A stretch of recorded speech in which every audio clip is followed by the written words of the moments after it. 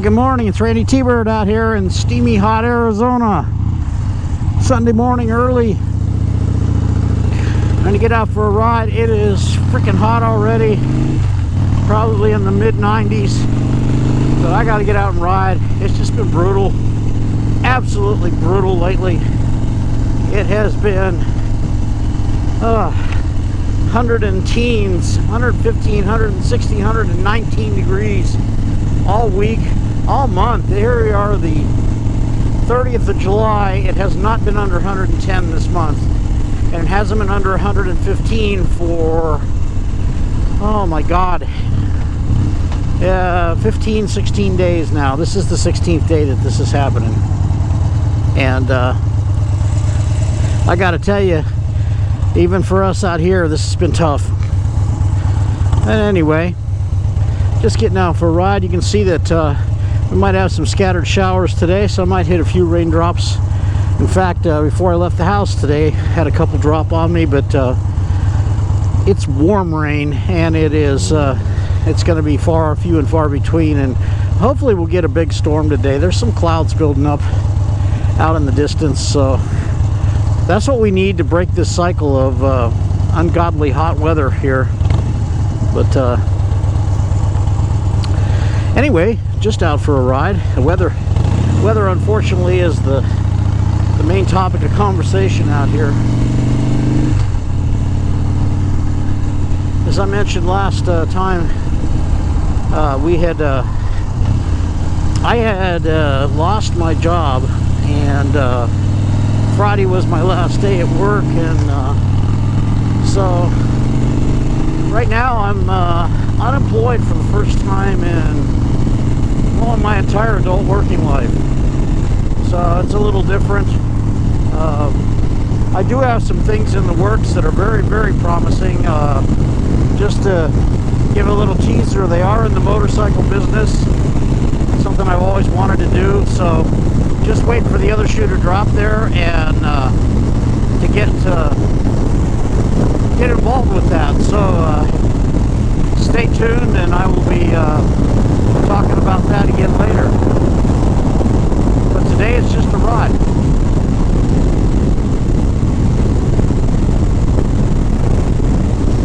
Not bad when you're moving. Not great either, but not too bad. You can feel a little raindrop here and there. I mean, you don't even stay wet. It just evaporates as quickly as it hits you. So if it doesn't, I hope I don't get it too heavy of a shower. I will have to turn the camera off.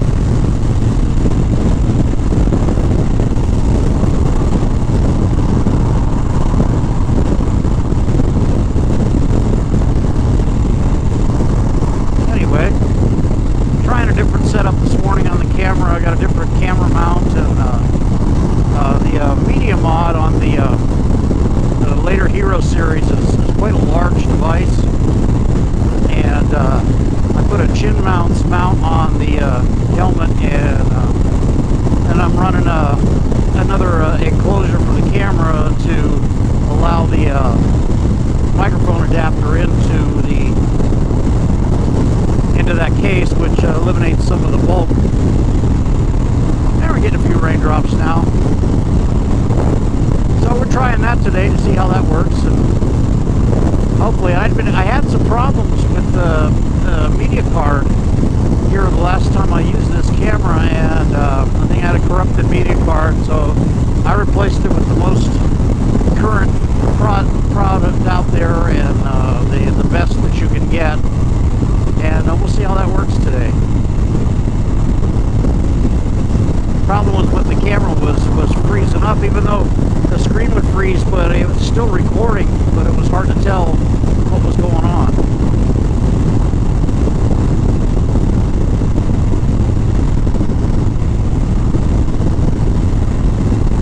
Anyway, this is Randytbird, and I'll be back with you in a little while. Hey, it's Randy, I'm back. Out for a ride, and you can see the little bit of light showers coming down up ahead, and the way the sun's silhouette against them, you can see. Yeah, airplane coming through the clouds there. That's pretty cool looking. But mostly that's going to be Virga. The rain's going to evaporate before it gets to the ground.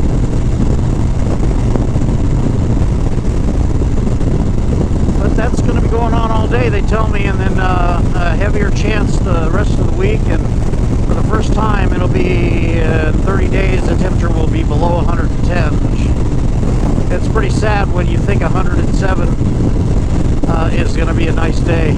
So that's the theme out here these days. I see that from watching some folks on YouTube up in Canada, you guys are having some nice weather now, and I hope the fires aren't terrorizing you folks too much. And love to see your beautiful green and wet areas up there, you know, as everything is pretty much dried out here. We did have a fairly good rain shower the other night, and different parts of town got over an inch of rain. Where we got a splattering of mud after the dust storm. So the cars and everything else outside is all messed up. But this time of the year, washing your car is kind of a futile exercise. One thing I'm not going to miss about not working at the place I was working at anymore is the 36-mile each-way commute. That was eating me alive in gasoline, prices being what they are. And so if the job that I'm working hard to get pays off, it's only 2 miles from the house, so I should be able to fill up every 2 weeks versus a week, not quite a whole week before having to fill up again. And looking forward to that. And you know, and if I get a couple weeks off, that's going to be good too. I haven't had much time off in the last 15 years, and you know, I'm just I would like to take a little break. You know, we'll see what happens. You know, if I get the job immediately, I will go to work immediately. I have a lot of feelers out, some in the motorcycle business, some outside the business, but that's what I want to do. Is I want to work in the motorcycle world. I can't get enough of it. And it'll either be parts or sales. Both of them involve some sales, so we'll see how that goes. I'm looking forward to doing it if it shakes out. The air's not bad when you're moving, but when you stop, it's pretty humid, pretty warm. Out on the Dyna today. Last weekend I rode both of them, and not at the same time, of course. That would be a talent that I do not possess, and no one I know possesses. But now, I do love this Dyna. I just love the way it sounds, the way it feels, the way it handles. You know, and while it may be technologically inferior to the new Softails, it has more of that old style Harley Davidson feel to it. That guy's just gonna pull right out, isn't he? Anyway, yeah, looking back to the northeast, you can see there's some clouds out there, and might even see some lightning before long. And the sky will get darker and darker. Anyway, silhouettes against Camelback Mountain out there. Squaw Peak, or Piestewa Peak as it's known these days. That would be at about my 11 o'clock position there.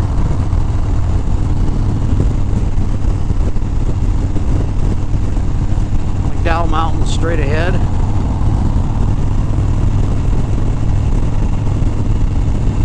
I love mountains.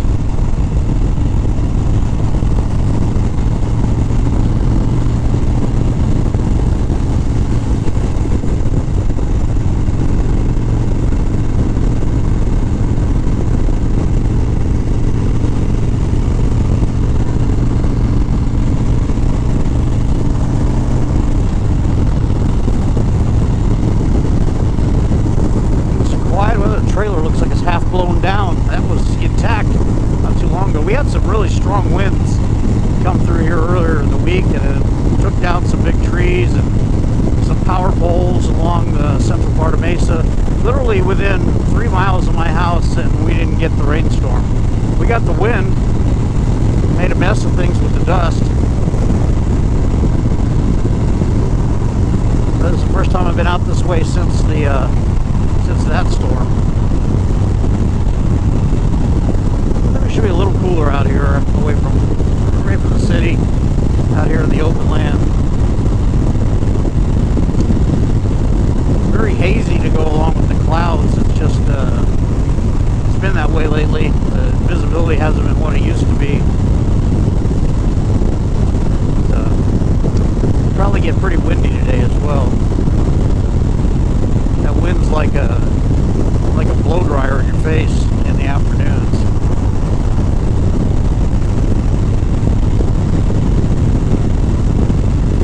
I've been looking at a lot of bikes online. I've had a little extra time more than I have, and one thing I've been looking at is the new Sportster Nightster, and apparently they're moving slowly. I don't think people have given them a chance. They're still suffering the loss of the legacy Sportster, and I don't know. They're pretty technologically advanced. You know, they're decent looking, I think. Some people would disagree. I think that even they're going to be a slow start. I think they're going to catch on, especially when all of the remaining 883 and Iron 1200s are out of the showrooms, all sold. The last of the 22s, and there's still a few. I mean, Harley made boatloads of those over the years, and again, before I got the Dyna, I had an Iron 1200, which if you've watched my videos, you had seen, and I enjoyed having that for a while, but I do like having the Dyna.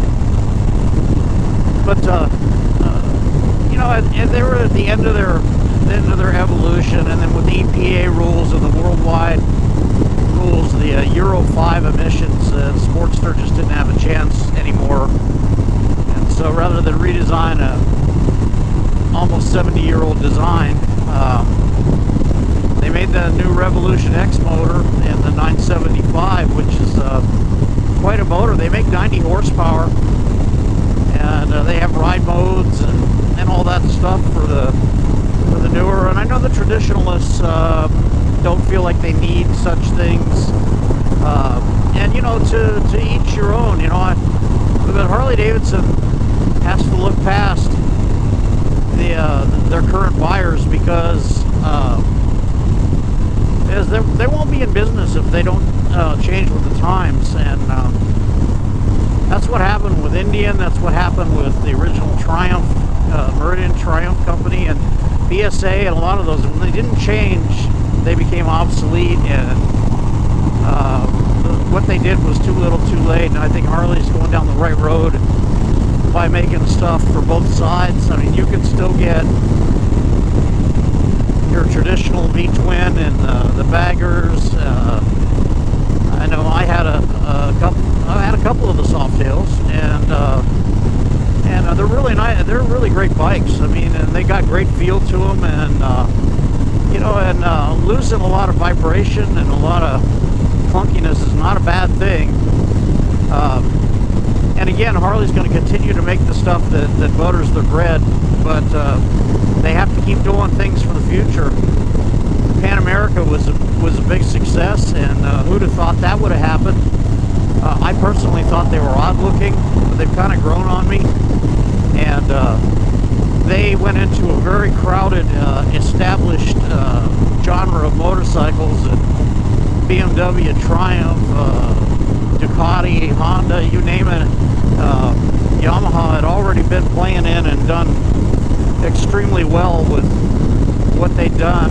BMW in particular, the GS series bikes have been basically the standard for the adventure bike class, and Harley came in and they hit one out of the park, and actually their first year of production, they were the biggest selling adventure bike in the North America market. And people that have them like them. And well, that may never be for me with the super tall seat and everything, but I do like them, and I can wish them continued success with that. And that new motor is awesome. It makes a lot of horsepower. It's very advanced. Now, the technology is not groundbreaking. The technology has existed in other brands and in the automotive world, but it's great to see Harley going down that path. And as long as they keep making stuff for their core customers and they're developing new markets, it's good. I see they got that new X440 that they're selling in the overseas markets, the 440 cc single that has got some cool things on it. They're using them in the Harley Academy, Riding Academy training, and then I get to see them out there. They're pretty cool. They're decent looking, and you know, most parts of the world don't really ride large bikes. They ride a lot of bikes in the 250 to 500 cc range, and Royal Enfield is killing that market, and you know, overseas. And then there was a lot of motorcycle companies you never heard of in India, and that's where the joint ventures are coming from. Where Triumph has a new 400 series, and there's a Scrambler and and what they call a Speed 4 or Speed 400, and they're pretty cool. And they're actually going to sell those in the U.S. And man, if you're looking for a round town bike, that would be very cool. You know, and I think Harley is still only selling the X440 in foreign markets, but you never know if there is enough requests for them, enough demand. They might sell them here. It's been a long time since Harley sold smaller bikes. I mean, they had the oh, what was that thing called? Street Rod. Yeah, Street Rod that was in that motor. They used those motors in the flat track races for a while. They were never really competitive, and the bikes never really took off. The 500 and 750. I thought the styling was odd, and they used those in the riding academies, the 500s. And so the Street Rod was decent, but I think it was a little bit too little, too late. And so they discontinued those models. Revolution X, I guess they're called. The new ones are called Revolution Max. But anyway, you know, Harley has to stay viable. You know, and they've done a tremendous job over the years since the early '80s when they bought the company back, and they've done well. And they made some great products. I'm riding one right now, and their baggers are jumping off the showroom floor. There's so many baggers out there that just created a whole world, and then a performance bagger trend that's going on right now is really exciting to see, and they're making those bikes perform better than any touring bike really has a right to. As good as anything out there, you know, in my humble opinion. And they definitely have style. And their fit and finish is second to no one. It's awesome. Anyway, this is Randytbird out here on a hot, steamy morning, and I'm going to cut this off. This, you know, I'm glad for you folks that watch my videos. Subscribe if you haven't. It's easy. It's free. All you got to do is click on my image there at the end of the video, and please feel free to comment. And I love interacting with you folks. And you know, shout out to my regulars, Jim and Harley Girl up in Canada, and all the rest of you folks, Cruzo here in town, and oh god, there's a bunch that I communicate with all the time. My buddies up in Canada. I hope you guys are getting some good riding weather and having a good time. This is Randytbird. I'm out.